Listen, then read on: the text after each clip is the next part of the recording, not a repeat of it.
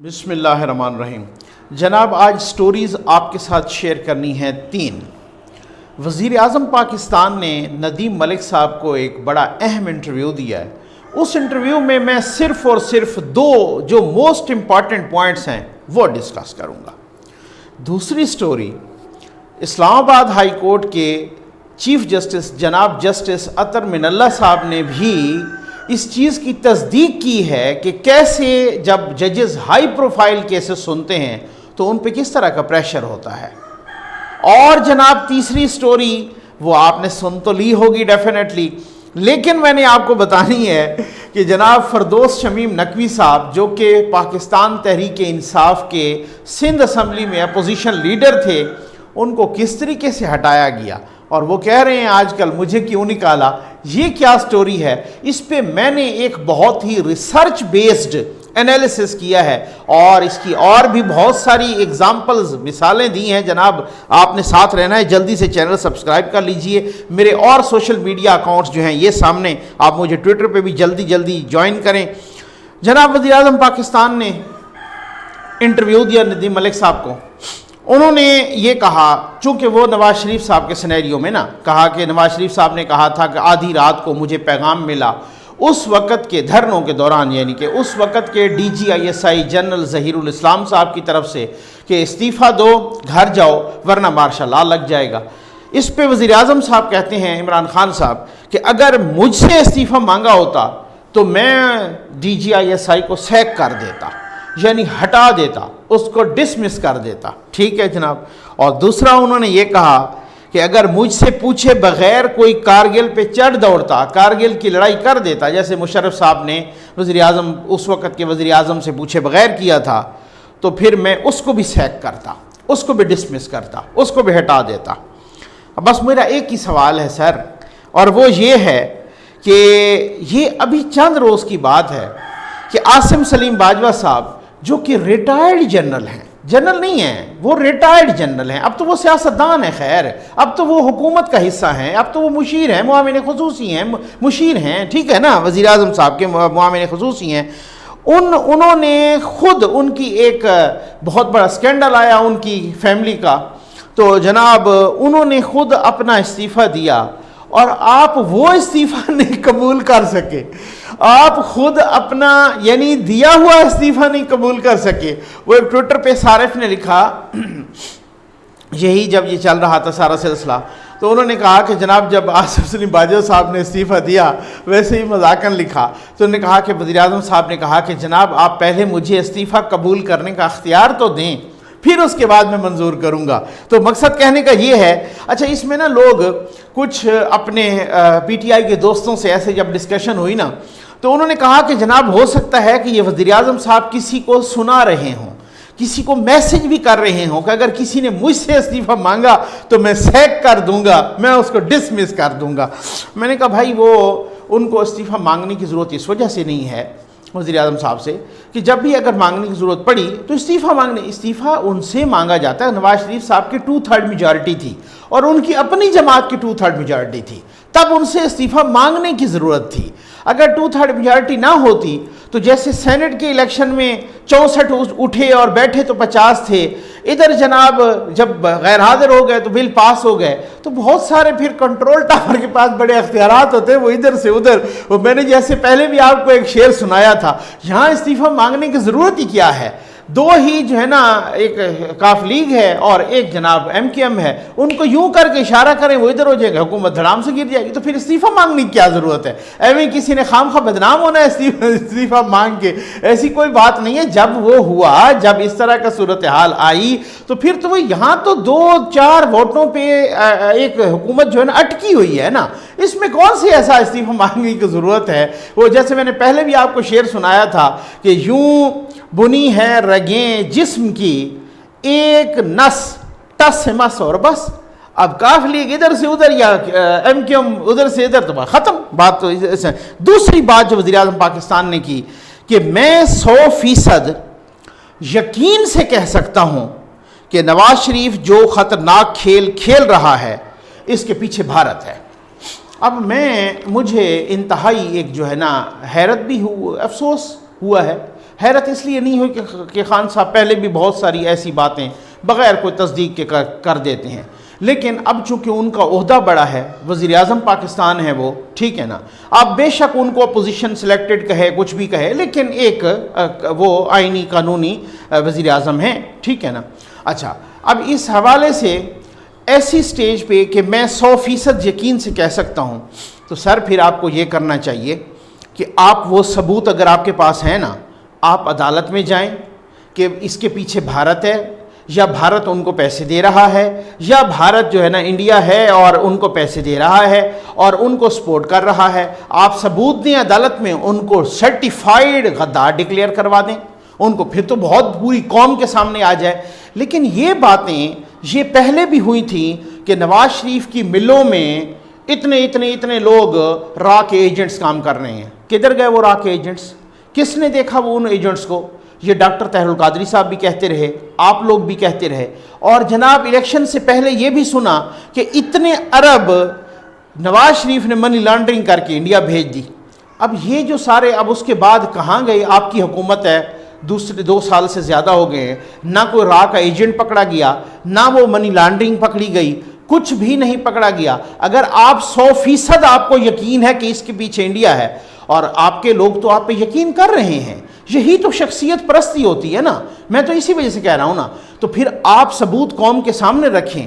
لیکن اگر ثبوت نہیں ہے تو خدا را وہ جو پرانی روش ہے اس کو اب ترک کر دیں، اس کو آپ چھوڑ دیں۔ ان چیزوں سے کام نہیں چلے گا کہ کسی کو کافر، کسی کو غدار، کسی کو پتہ نہیں کیا ایجنٹ، یہ سارا دیتے ہوئے یہ پرانی باتیں ہو گئی ہیں۔ لوگوں نے تو، آپ کو معلوم ہے کہ فاطمہ جناح کو بھی، قائد اعظم محمد علی جناح کی بانی پاکستان کے سسٹر کو بھی، بہن کو بھی، کہ جن کے بارے میں انہوں نے کہا تھا کہ اگر میری بہن نہ ہوتی تو ان کی مدد کے بغیر میں کچھ نہیں کر سکتا تھا، لوگوں نے ان کو بھی غدار قرار دے دیا تھا۔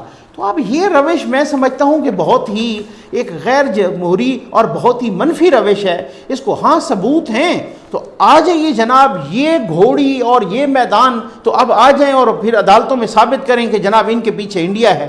تو اس طرح سے کہہ دینا میرا خیال ہے یہ بڑی ایک سمجھتا ہوں انفارچونیٹ ہے۔ آ جائیں جناب دوسری سٹوری پر کہ جسٹس عطر من اللہ صاحب جو اسلام آباد ہائی کورٹ کے چیف جسٹس ہیں، انہوں نے اسی بات کی تصدیق کی ہے کہ جو بات کہتے رہے جسٹس صدیقی صاحب اور جو بات آج کل دہرا رہے ہیں نواز شریف صاحب، یہ تو ہوتا ہے نا پریشر۔ وہ خود کہہ رہے ہیں کہ یہ جو ہائی پروفائل کیسز کی سماعت جب ججز کرتے ہیں، آزاد ججز، انڈیپینڈنٹ ججز، تو انہیں دباؤ کا سامنا کرنا پڑتا ہے، ٹھیک ہے، جسٹس عطر من اللہ صاحب کہہ رہے ہیں۔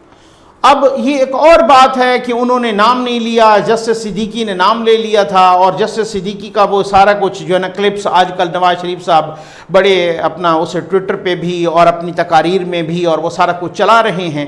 لیکن بات یہ ہے کہ بات کی تصدیق تو انہوں نے بھی کر دی کہ ججز پہ دعویٰ ہوتا ہے۔ اچھا، انہوں نے نا اپنی وہ کر رہے تھے خطاب ہیگ میں، international institute for justice excellence کا ایک ادارہ ہے، اس سے انسٹیٹیوٹ ہے، اس سے وہ خطاب کر رہے تھے، ٹھیک ہے نا، آن لائن خطاب تھا۔ تو انہوں نے 2 مثالیں دی، ٹھیک ہے نا۔ ایک مثال انہوں نے دی کہ ایک سیاسی شخصیت سے متعلق میں نے کیس کا فیصلہ کیا۔ وہ سیاسی شخصیت کون؟ چونکہ انہوں نے خود نام نہیں لیا تو ہم بھی نہیں لیں گے، ٹھیک ہو گیا نا، پتہ ہے ہمیں۔ انہوں نے کہا کہ ایک سیاسی شخصیت سے متعلق میں نے کیس کا فیصلہ کیا، مجھے پتہ چلا کہ کسی نے ملک سے باہر کسی شخص نے ایک ویڈیو اپلوڈ کر دی اور اس ویڈیو میں الزام یہ لگایا کہ اس سیاسی شخصیت یعنی اپیل کنندہ نے، جس کا میں نے فیصلہ کیا تھا، یہ جسٹس عطر من اللہ صاحب کہتے ہیں، اس ویڈیو میں مجھ پر الزام یہ لگایا گیا کہ اس سیاسی شخصیت نے مجھے یعنی جسٹس عطر من اللہ صاحب کو تحفے میں جائیداد دی تھی، تحفے میں پراپرٹی دی تھی۔ کیا بات ہے بھائی، ٹھیک ہے نا۔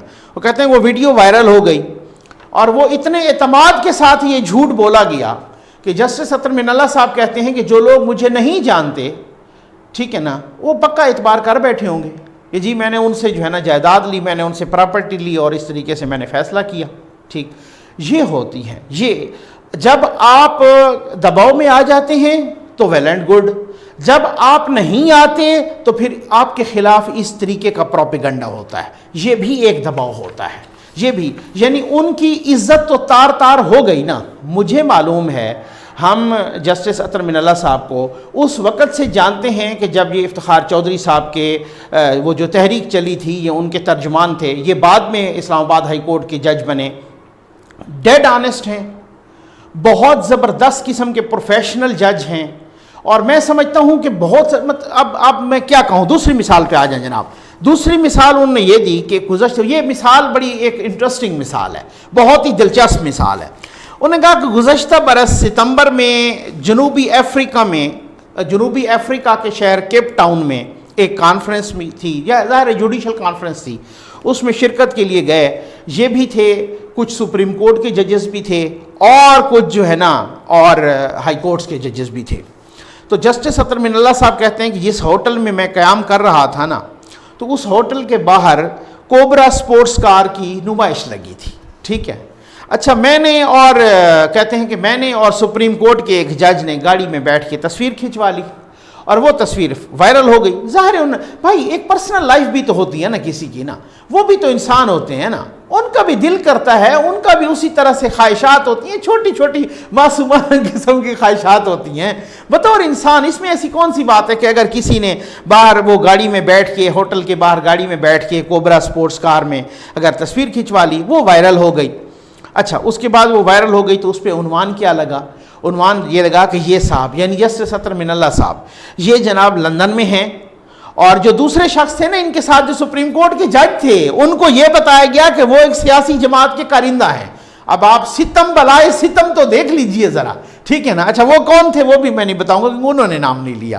ٹھیک ہے نا. اچھا بہرحال تو وہ کہتے ہیں کہ آپ جسٹس اطہر من اللہ صاحب اسی سیمینار سے جو خطاب کر رہے تھے ویڈیو لنک کے تھرو, وہ کہتے ہیں کہ آپ سوشل میڈیا کی پاور کا اندازہ کریں کہ تھوڑی دیر میں مجھے مسز کی کال آ گئی اپنی بیگم کی, اور انہوں نے چونکہ ان کو تو پتہ تھا کہ یہ جنوبی افریقہ میں گئے ہوئے ہیں کیپ ٹاؤن میں, تو انہوں نے شک کا اظہار کیا کہ بھائی آپ واقعی کیپ ٹاؤن میں ہیں. تو مجھے وہ کہتے ہیں وہ ڈیفینیٹلی ان کو ہنسی آئی ہوگی. انہوں نے کہا کہ جی میں بالکل کیپ ٹاؤن, مقصد کہنے کا مقصد یہ کہ انہوں نے وہاں پہ کیپشن لگائی نا کہ یہ صاحب لندن میں ہیں اطہر من اللہ صاحب, اور یہ جناب جو ہے نا دوسرے وہ سیاسی, یعنی ان کا کہنے کا مقصد یہ تھا کہ یہ سیاسی شخصیت ہیں اور سیاسی پارٹی کے کارندہ ہیں, اور ظاہر یہ کوبرا کار انہوں نے ان کو گفٹ میں دی ہے. اس طرح سے مبینہ طور پہ یہ انہوں نے اس کو پورٹرے کیا, اور مسز کا فون آیا اور انہوں نے کہا کہ یہ گئے تو کیپ ٹاؤن میں تھے جنوبی افریقہ میں, تو یہ لندن میں کیسے ہو گئے. تو وہاں پہ آپ کہتے ہیں کہ وہ اس وقت مجھے اس کی پاور کا اندازہ ہوا کہ سوشل میڈیا کی کیا پاور ہے کہ میں کیپ ٹاؤن میں بیٹھا ہوں, لیکن یہ اس طریقے کی وائرل کی ہے کہ میری مسز کو بھی شک گزرنے لگ گیا. یہ ایسے ہی ہے, میں نے ایک ویڈیو میں پہلے بھی کہا تھا, آپ یقین کریں وہ ملالہ یوسفزائی نے اپنے بھائیوں کے ساتھ اپنے برتھ ڈے پر تصویریں کھنچوائیں, اور ان کی وہ فوٹو انہوں نے اپنے ٹویٹر سے ان کے جو ہے نا ٹویٹ کی, تو اپنے بھائیوں کے ساتھ. کچھ عرصے کے بعد ان کے ایک بھائی کی تصویر الگ کر کے اس ملالہ کے ساتھ یوں ان کو وہ ہگ کر کے کھڑے ہیں, تو جناب اوپر کیپشن لگا دیا کہ یہ اسرائیل کے پرائم منسٹر کے بیٹے ہیں, اور آپ دیکھیں ملالہ ان کے ساتھ کیا کر رہی ہیں. مطلب آپ اندازہ کریں اس نیگیٹیوٹی کا, آپ اندازہ اللہ تعالیٰ ہم پہ جو ہے نا اپنا خصوصی کرم کرے. لیکن میں سمجھتا ہوں کہ میں کہتا تو ہوں بطور قوم کرم ہو اور اس ملک پہ بھی کرم ہو, لیکن ہماری عادات ایسی ہیں کہ ہم کرم کے اور رحم کرم کے قابل ہیں. آ جائیں جناب تیسری بات پہ. اس پہ میں نے کہا تھا نا کہ بڑی ریسرچ بیسڈ ہے. فردوس شمیم نقوی صاحب اپوزیشن لیڈر تھے سندھ اسمبلی میں, اور تحریک انصاف کے تھے, کس کو نہیں پتا. چند روز پہلے, اس پر میں نے ایک ویڈیو بھی کی تھی, چند روز پہلے انہوں نے تنقید کی اپنی حکومت پر, عمران خان صاحب پر, اور جناب وہ کہا کہ گیس کے ایشو پر کہ گیس کی ڈیلیوری ٹھیک نہیں ہے. ابھی سے ڈرا رہے ہیں نا سارے حکومت والے, پرائم منسٹر سمیت. پرائم منسٹر کا خطاب تھا وہ بھی ملتوی اسی وجہ سے ہوا کہ جناب وہ توانائی کا ایشو اور وہ حل نہیں ہو رہا. ابھی سندھ میں تو بحران اور بھی شدت اختیار کر گیا ہے, کراچی میں, ابھی پنجاب میں بھی. ابھی سے ڈرا رہے ہیں کہ سردیوں میں گیس نہیں آنی, یعنی جاگتے رہنا ساڑھے تنہ رہنا, پہلے سے ہی حکومت کہہ رہی ہے. خیر سے ٹھیک ہے نا. تو انہوں نے اس پر تنقید کی. انہوں نے کہا کہ حکومت چاہے نون لیگ کی ہوگی یا پی ٹی آئی کی ہوگی اس سے فرق نہیں پڑتا, میں تو تنقید کروں گا. اور کراچی میں گیس کی ڈیلیوری ٹھیک نہیں ہے. انہوں نے عمران خان صاحب کو مخاطب کیا, عمر ایوب صاحب کو مخاطب کیا, ندیم بابر صاحب کو مخاطب کیا, اور آخر پہ وہ خواجہ آصف صاحب والا وہ جملہ دہرا دیا. انہوں نے کہا کوئی شرم ہوتی ہے, کوئی حیا ہوتی ہے, میں تو شرم دلاؤں. اب جیسے ہی اس بیچارے نے شرم دلائے اس کے کرم ڈوب گئے۔ اب اس کے بعد کیا ہو گیا جناب، 24 گھنٹوں میں انہوں نے ایک اور ٹویٹ کر کے اس پہ معافی بھی مانگ لی، لیکن اس کے باوجود بھی ان کو معافی نہ ملی، اور انہوں نے کہا کہ نہیں، آپ کو ہٹنا پڑے گا، آپ کو استعفیٰ دینا پڑے گا، ہٹانا پڑے گا ہمیں ان کو جو ہے نا لیڈر آف اپوزیشن سینئر۔ ذرائع یہ بتاتے ہیں کہ جناب انہوں نے کہا کہ میں خط لکھ کر بھی معافی مانگنے کے لیے تیار ہوں، لیکن پھر بھی کام نہیں بنا، انہیں ہٹایا گیا۔ اب مجھے حیرانی یہ ہو رہی ہے کہ وزیر اعظم صاحب نے ندیم ملک صاحب کو انٹرویو دیتے ہوئے کہا کہ یہ جو اپوزیشن کی جماعتیں ہیں نا، یہ تو جمہوری ہیں ہی نہیں، ان میں تو جمہوریت نام کی کوئی چیز ہی نہیں ہے۔ لیکن میں سوچتا ہوں کہ سر یہ جمہوریت ہے کہ اگر کسی نے ایک تنقید کر دی اور صرف اتنا کہا کہ گیس نہیں آ رہی، اور حکومت جس کی بھی ہو میں اس سے پوچھوں گا، اور آپ نے وہ برداشت نہیں کیا اور اس کو ہٹا دیا، سر یہ جمہوریت ہے۔ آگے بڑھتی ہیں سر، نور عالم صاحب، میں نے پہلے بھی کہا نیشنل اسمبلی، یہ بڑی میں نے کہا تھا نا، میں نے ریسرچ بیسڈ ایک سیکشن کیا ہے۔ نور عالم صاحب NA یعنی قومی اسمبلی میں مہنگائی پر انہوں نے رونا رویا، اپنی حکومت کو رگڑا۔ ظاہر ہے جب وہ لوگ حلقوں میں جاتے ہیں تو ان سے پوچھ گچھ ہوتی ہے نا، ایسے تھوڑی ہے جناب کو شہباز گل صاحب تھوڑی ہیں کہ جناب کل کو حکومت ختم ہو اور شہباز گل صاحب جناب بریف کیس اٹھا کے امریکہ نس جائیں۔ وہ تو نور عالم صاحب ہیں یا باقی صاحب ہیں، تو اس وقت جو میں کہتا ہوں اپوزیشن سے بھی زیادہ، عوام سے بھی زیادہ جو لوگ پریشان ہیں نا، وہ PTI کے وہ بندے ہیں جن کو پھر منہ دکھانا ہے، عوام کے پاس جانا ہے جن کو، وہ بیچارے بڑے چیخ رہے ہیں، وہ کہہ رہے ہیں کہ وہ تو ہم جب عوام کے پاس جاتے ہیں تو ہم تو عوام کو منہ دکھانے کے قابل نہیں رہ گئے۔ تو جو لوگ گراؤنڈ پہ جو الیکشن لڑتے ہیں ان کو لالے پڑے ہوئے ہیں اس وقت اگلے الیکشن کے۔ تو انہوں نے کہا کہ مہنگائی پر بڑا وہ کیا، تو انہوں نے جناب پھر عمران خان صاحب نے ان کو کابینہ میں کی اجلاس میں ڈانٹ پلا دی۔ انہوں نے کہا کہ آپ پہلے کیوں نہیں کہتے تھے، یہ نہیں کہہ سکتے۔ یہ چند روز پہلے ابھی یہ جو بل پاس ہوا یہ فیٹف والے اور یہ قانون سازی ہوئی، اس میں پہلے اس سے پہلے جو ہے نا PTI کی اپنی پارٹی کا اجلاس ہو رہا تھا، تو نور عالم صاحب نے کہا کہ جناب جو بھی ہم تنقید کریں، عمران خان صاحب وزیر اعظم پاکستان، جو بندہ بھی تنقید کرے حکومت کی پالیسیز پہ، غلط پالیسیز پہ، تو عمران خان صاحب اس کے پیچھے نیب کو لگا دیتے ہیں۔ یہ اب آپ اندازہ تھوڑا سا کر لیں۔ جاوید ہاشمی صاحب پہ آ جائیں، میں نے کہا تھا آپ کو یہ بہت ہی ریسرچ بیسڈ کام کی ہے۔ اب جاوید ہاشمی صاحب PTI میں جب جانے لگے نا، تو خان صاحب مطلب اب آپ اندازہ کریں کہ وہ کتنے قیمتی تھے ان کے لیے، کہ خان صاحب جب ان کے پاس چل کے گئے، ان کو دعوت دی باقاعدہ PTI میں شامل ہونے کے لیے، تو یہاں تک بھی ذرائع نے وہاں پہ موجود لوگوں نے بتایا کہ خان صاحب نے یہاں تک بھی کہا، مجھے یاد پڑتا ہے شاید ہو سکتا ہے خان صاحب نے خود بھی ایک کسی انٹرویو میں یا میڈیا ٹاک میں کہا تھا، یہاں تک بھی کہا کہ آپ چیئرمین بن جائیں آ کے تحریک انصاف کے، ٹھیک ہے نا۔ تو خیر وہ تو ایک عزت دینے والی بات تھی، لیکن ایک سمبولک ویلیو تو بہت زیادہ ایک ہوتی ہے نا، کہ کسی کو آپ کہیں کہ جی میں چیئرمین سے ہٹتا ہوں آپ بن جائیں۔ جاوید ہاشمی صاحب کی اتنی قدر کی گئی تھی اس وقت، ٹھیک ہے۔ اچھا، نون لیگ پوری منانے کے لیے آئی، خواجہ سعد رفیق صاحب کے گھر میں بیگم کلثوم نواز صاحبہ آئیں جناب جاوید ہاشمی صاحب کو منانے کے لیے، لیکن غصہ بھی یہی تھا آخر تک جو ہے نا یہ نون لیگ کو اور شریف برادران کو، کہ دیکھیں کہ بیگم کلثوم نواز صاحبہ اللہ بخشے ان کو، تو وہ مطلب کہیں عام طور پہ تو وہ جب مشرف صاحب کے زمانے میں تو وہ ایکٹیو ہوئی تھی، متحرک ہوئی تھی، لیکن ویسے کوئی سیاست میں دخل اندازی نہیں کرتی تھی وہ، تو کسی ان کا وہ کوئی رول نہیں تھا سیاست میں۔ لیکن جاوید ہاشمی صاحب کو منانے کے لیے یہ سن کے کہ جی وہ چھوڑنے لگے ہیں نون لیگ، ان کو منانے کے لیے وہاں خود چلی گئیں خواجہ سعد رفیق صاحب کے گھر میں، اور بتایا یہ جاتا ہے کہ وہ اس وقت جاوید ہاشمی صاحب ان کو دیکھ کے اٹھ کے چلے گئے، یعنی ایک طرح سے وہ بلاتی رہیں لیکن وہ اٹھ کے چلے گئے خواجہ سعد رفیق صاحب کے گھر میں، ٹھیک ہے نا۔ اسی وجہ سے وہ ناراضی بھی تھی کہ انہوں نے مشروط، بتایا یہ گیا کہ مشروط کیا تھا شریف برادران نے، اس فیملی نے، شریف فیملی نے، ان کی رضامندی سے، اسی وجہ سے جاوید ہاشمی صاحب کی وہ پراپر اس طریقے سے واپسی نہیں ہو سکی۔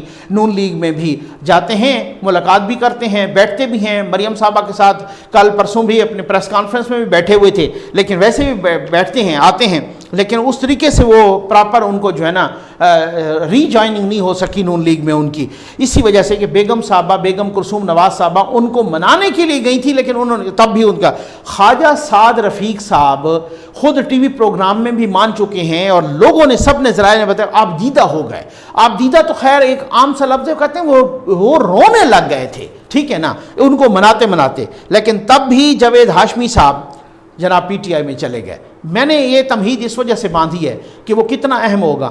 پھر اس کے بعد ان کو صدر بنایا گیا پی ٹی آئی کا. اس صدر صاحب الیکٹڈ صدر، الیکٹڈ، جی ہاں ووٹ ہوئے، اس پہ میں بات کرتا ہوں. الیکٹڈ صدر وہ جاوید ہاشمی صاحب، جب اسی جاوید ہاشمی صاحب نے دھرنوں کے دوران کچھ غلط پالیسیز پر اختلاف کیا اور پریس کانفرنس کی، خان صاحب نے یوں کر کے ان کو فارغ کر دیا، یوں کھڑے کھڑے فارغ کر دیا. مجھے ایک عرب اخبار کا اس وقت کا بڑا ایک دلچسپ جملہ یاد آتا ہے. اس عرب اخبار نے لکھا تھا کہ پاکستان کی ایک سیاسی جماعت کے غیر منتخب چیئرمین نے اپنے منتخب صدر کو 2 منٹ میں فارغ کر دیا. سر آپ جو کہتے ہیں اپوزیشن میں جمہوریت نہیں ہے، کیا یہی ہوتی ہے جمہوریت؟ جو آپ آگے آ جائیں سر، آگے آ جائیں. پی ٹی آئی کا انٹرا پارٹی الیکشن ہوا، اور یہ وہ الیکشن، انٹرا پارٹی سے مراد یہ ہے کہ اپنی پارٹی کے اندر الیکشن. ایک تو انٹر پارٹی الیکشن ہوتے ہیں نا، وہ تو جیسے جنرل الیکشن ہوتے ہیں وہ ایسا. ایک ہوتا ہے انٹرا پارٹی الیکشن جو پارٹی کے اندر الیکشن. اچھا اس کا نا کریڈٹ بھی بہت زیادہ لیا پی ٹی آئی نے، اور کہا کہ دیکھیں باقی پارٹیاں جو ہوتی ہیں وہ موروثی ہیں، وہ یوں نامزد کر لیتے ہیں، یہ جنرل سیکرٹری ہے، یہ فلاں ہے، یہ فلاں ہے، یہ فلاں ہے، اور ہم اپنے پارٹی میں ہم نے الیکشن کرایا. اچھا اس وقت بڑا لوگوں نے اپریشیٹ کیا کہ جی واقعی ایسے ہی ہے کہ ٹھیک ہے پی ٹی آئی نے الیکشن کرایا، اور یہ اپریشیبل بات ہے بھی صحیح، یہ واقعی ایک قابل ستائش بات ہے، قابل تعریف بات ہے. اچھا جب الیکشن ہو گیا پھر آوازیں اٹھنے لگیں کہ اس الیکشن میں یعنی پی ٹی جاوید ہاشمی صاحب صدر بنے، باقی وہ جنرل سیکرٹری بنے، آپ کو پتہ ہے جہانگیر ترین صاحب، باقی بہت سارے لوگوں کے پاس عہدے تھے. تو جناب انہوں نے کہا کہ اس میں تو بڑی دھاندلی ہوئی ہے، اس میں تو بڑا پیسہ چلا ہے، اور خان صاحب تک باتیں پہنچیں اور سارا کچھ. خان صاحب نے جسٹس ریٹائرڈ وجیہ الدین صاحب جو ان کی پارٹی میں تھے، آپ کو پتہ ہے کس کو، اور ان کے بارے میں جو خان صاحب کہا کرتے تھے وہ تو آپ کو پتہ ہے، وہ تو بڑے قصیدے گاتے تھے ان کے اور بہت کچھ. جسٹس ریٹائرڈ وجیہ الدین صاحب کی سربراہی میں ایک ٹریبونل بنایا، ایک کمیشن بنایا. انہوں نے کہا کہ آپ اس کی انکوائری بنائیں، رپورٹ یہ کیا ہوا ہے. یعنی ہم نے تو بڑا کریڈٹ لیا نا کہ ہم نے فرسٹ ٹائم اپنی پارٹی میں الیکشن کروائے جو کہ باقی کوئی نہیں کرواتا، اور یہ تو الٹا یعنی کہ آگے الزام کے الیکشن کیسے کروایا جائے، تو پیسے چل گئے ہیں، یہاں تو دھاندلی ہوئی ہے. تو اس کے بعد جناب جولائی 2015 میں اس جسٹس ریٹائرڈ وجیہ الدین صاحب کی جو کمیشن تھا، جو ٹریبونل تھا، اس نے رپورٹ دی. اس رپورٹ میں انہوں نے کہا کہ جہانگیر ترین صاحب، علیم خان صاحب، نادر لغاری صاحب، پرویز خٹک صاحب یہ پوری طرح سے ملوث تھے، ٹھیک ہے نا، دھاندلی کرانے میں، پیسے چل. ان 4 لوگوں کا خاص طریقے سے نام آیا، کچھ بھی نہیں ہو پایا، وہ ویسے کے ویسے رہے. نادر لغاری صاحب تقریباً کو فروری 2017 میں پیپلز پارٹی میں چلے گئے، اس سے پہلے ویسے وہ دندناتے رہے. پرویز خٹک صاحب وزیر اعلیٰ بن گئے، ماشاءاللہ ٹھیک ہو گیا نا، اور وہ وزیر اعلیٰ تھے. علیم خان صاحب آج بھی سینئر وزیر ہیں. جہانگیر ترین صاحب خیر سے جناب وہ ادھر جا کے منہ چڑھا رہے ہیں اس نظام انصاف کا. اگر نظام انصاف کا جیسے جسٹس محسن اختر کیانی صاحب نے کہا، اس نظام انصاف کا جو نواز شریف صاحب ہنس رہے ہیں، تو پھر جہانگیر ترین صاحب تو کہہ کے لگا رہے ہوں گے. وہ تو اپنی حکومت کے اندر جو کہہ رہے ہیں نا کہ جب ہم یہ پکڑیں گے اور وہ پکڑیں گے، تو انہی کے زمانے میں آیا، کمیشن کی رپورٹ ہی انہوں نے بنائی اور انہوں نے وہ کیا، اور واجد ضیاء صاحب کی سربراہی میں تھی، اور انہوں نے کہا کہ یہ سارا انہوں نے گند کیا ہے، اور جس نے کیا ہے وہ اڑ کے جا کے آرام سے لندن میں بیٹھ گئے. تو جناب مقصد کہنے کا یہ ہے کہ اب کیا اسد قیصر صاحب کے اور عارف علوی صاحب کے ان کے نام پر بھی کوشچن اٹھائے گئے تھے جسٹس وجیہ الدین کی رپورٹ میں، اور انہوں نے ان کو بھی، ان کے ناموں کے بھی، ان کے رول کو بھی کوشچن کیا تھا. آج اسد قیصر صاحب سپیکر ہیں جناب، اور عارف علوی صاحب صدر ہیں جناب. اب ماشاءاللہ آگے آ جائیں تھوڑا سا. بس آخری بات یہ ہے کہ جسٹس ریٹائرڈ وجیہ الدین صاحب کی وہ جو ٹریبونل کی رپورٹ تھی، اس میں ایک جملہ پڑھنا چاہوں گا. وہ لکھتے ہیں کہ how buckets of money and factionalism massively came into play during the party polls to achieve the desired results. یعنی اپنی من مانی کے نتائج حاصل کرنے کے لیے، من مانے نتائج حاصل کرنے کے لیے، اپنے پسندیدہ نتائج حاصل کرنے کے لیے پی ٹی آئی کی انٹرا پارٹی الیکشن میں کس طرح سے دولت کی ٹوکریاں استعمال کی گئیں، جس طریقے سے یہ ہیں. لیکن جن پر الزام کیا ہوا، کیا الزام جن پر لگا وہ مزے کرتے رہے، اور پورے کے پورے اس ٹریبونل کو خیر سے خان صاحب نے اڑا کے رکھ دیا. اور آج جسٹس وجیہ الدین صاحب کدھر ہیں وہ سب کو پتہ ہے، حامد خان صاحب کدھر ہیں وہ بھی سب کو پتہ ہے. امید ہے آپ کو ویڈیو پسند آئی ہوگی. آپ کا بہت بہت شکریہ.